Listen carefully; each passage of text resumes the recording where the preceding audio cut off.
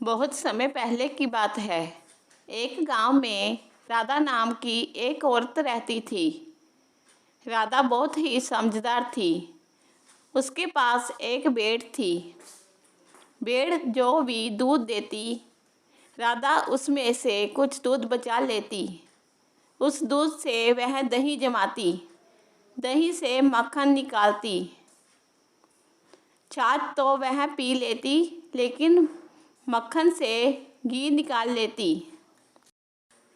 उस घी को राधा एक मटकी में डाल लेती। धीरे धीरे मटकी घी से भर गई। राधा ने सोचा, अगर घी को नगर में जाकर बेचा जाए तो काफ़ी पैसे मिल जाएंगे। इन पैसों से वह घर की ज़रूरत का सामान खरीद सकती है। इसलिए वह घी की मटकी सिर पर उठाकर नगर की ओर चल पड़ी। उन दिनों आवाजाही के अधिक साधन नहीं थे। लोग अधिकतर पैदल ही सफ़र करते थे। रास्ता बहुत लंबा था, गर्मी भी बहुत थी। इसलिए राधा जल्दी ही थक गई। उसने सोचा, थोड़ा आराम कर लूं। आराम करने के लिए वह एक वृक्ष के नीचे बैठ गई। घी की मटकी उसने एक तरफ रख दी। वृक्ष की शीतल छाया में बैठते ही राधा को नींद आ गई। जब उसकी आंख खुली तो उसने देखा कि घी की मटकी वहाँ नहीं थी। उसने घबराकर इधर उधर देखा। उसे थोड़ी दूर पर ही एक औरत अपने सिर पर मटकी लिए जाते दिखाई दी। वह उस औरत के पीछे भागी। उस औरत के पास पहुंचकर राधा ने अपनी मटकी झट पहचान ली। राधा ने उस औरत से अपनी घी की मटकी मांगी। वह औरत बोली, यह मटकी तो मेरी है, तुम्हें क्यों दूं? राधा ने बहुत विनती की, परंतु उस औरत पर कुछ असर ना हुआ। उसने राधा की एक ना सुनी। राधा उसके साथ साथ चलती नगर पहुंच गई। नगर में पहुंचकर राधा ने मटकी के लिए बहुत शोर मचाया। शोर सुनकर लोग इकट्ठे हो गए। लोगों ने जब पूछा तो उस औरत ने घी की मटकी को अपना बताया। लोग निर्णय नहीं कर पाए कि वास्तव में मटकी किसकी है। इसलिए वे उन दोनों को हाकिम की कचहरी में ले गए। राधा ने हाकिम से कहा, हजूर, इस औरत ने मेरी घी की मटकी चुरा ली है, मुझे वापस नहीं कर रही। कृपया इससे मुझे मेरी मटकी दिला दें। मुझे यह घी बेचकर घर के लिए ज़रूरी सामान खरीदना है।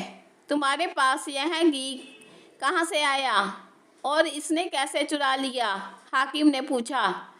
मेरे पास एक भेड़ है, उसी के दूध से मैंने यह घी जमा किया है। रास्ते में आराम करने के लिए एक वृक्ष की छाया में बैठी तो मुझे नींद आ गई। तभी यह औरत मेरी मटकी उठाकर चलती बनी।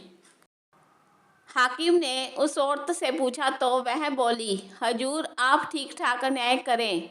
मैंने पिछले माह ही एक गाय खरीदी है जो बहुत दूध देती है। मैंने यह घी अपनी गाय के दूध से ही तैयार किया है। जरा सोचिए, एक भेड़ रखने वाली औरत एक मटकी घी कैसे जमा कर सकती है? हाकिम भी दोनों की बातें सुनकर दुविधा में पड़ गया। वह भी निर्णय नहीं कर पा रहा था कि वास्तव में घी की मटकी किसकी है।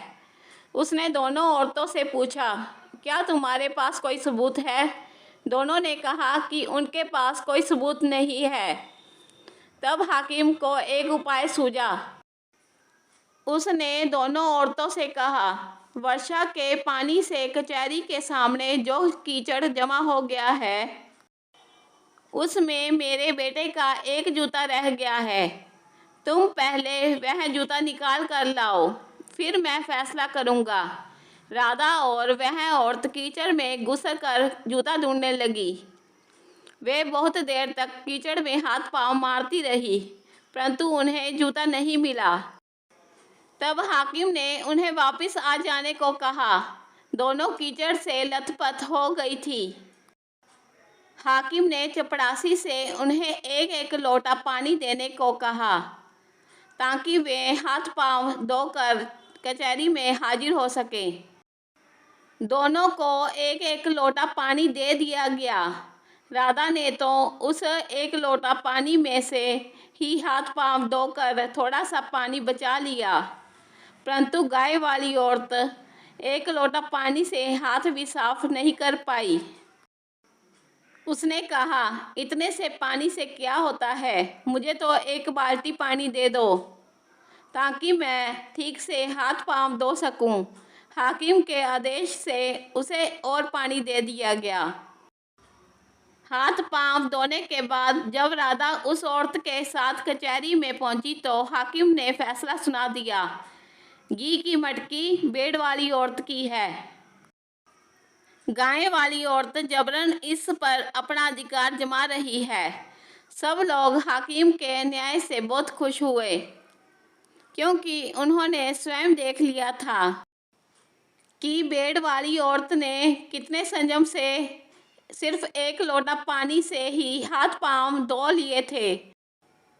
गाय वाली औरत में संयम नाम मात्र को भी नहीं था। वह भला घी कैसे जमा कर सकती थी।